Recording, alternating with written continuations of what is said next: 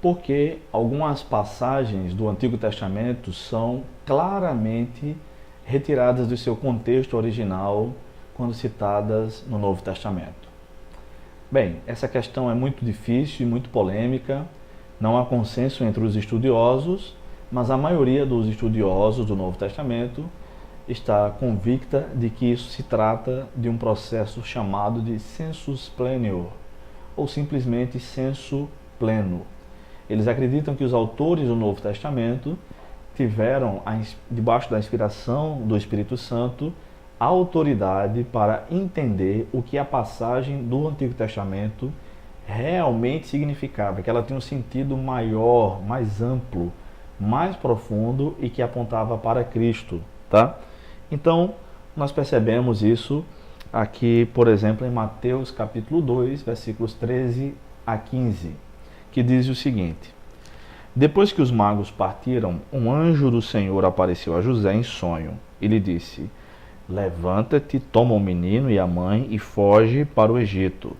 Permanece lá até que eu fale contigo, porque Herodes procurará o menino para matá-lo. José levantou-se durante a noite, tomou o menino e a mãe e partiu para o Egito. E permaneceu lá até a morte de Herodes, para que se cumprisse o que o Senhor havia falado pelo profeta: Do Egito chamei o meu filho. Então Mateus atribui essa profecia, essa parte que diz do Egito chamei meu filho, como uma profecia. E aconteceu o seguinte: José então leva Maria e leva o menino Jesus para o Egito para evitar que ele fosse morto por um infanticídio provocado por Herodes, que mandou matar as crianças de 2 anos para baixo, depois que os magos foram visitar Herodes, no intuito de encontrar o Messias.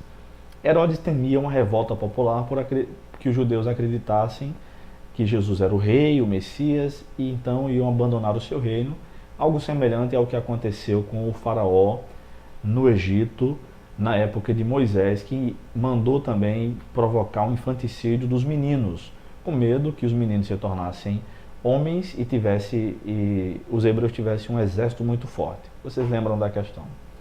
Mas a dificuldade dessa profecia aqui, ou as dificuldades, são 3. Primeiro, Mateus diz que é uma profecia, e nós pensamos que ele está citando Oséias 11:1, que porventura está citando um texto do Antigo Testamento, do Pentateuco, tá? Então, na verdade, originalmente, esta profecia, como Mateus atribui aqui, não é uma profecia, mas é um texto histórico, Deus dizendo que chamou seu filho do Egito. Em segundo lugar, a dificuldade é que no Antigo Testamento, o Filho de Deus não é Jesus, lá no texto do Pentateuco, mas é o próprio povo. O povo é chamado de Filho de Deus, tanto no Pentateuco como em Oséias. E aqui Mateus diz que é Jesus. E a terceira dificuldade é que quando Deus chama o seu filho do Egito, Deus está fora do Egito e seu filho, que significa seu povo, está no Egito. Aqui em Mateus, o caminho é inverso.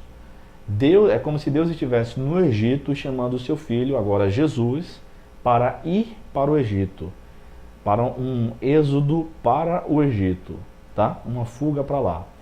Então, temos essas 3 questões. Então, como resolver isso?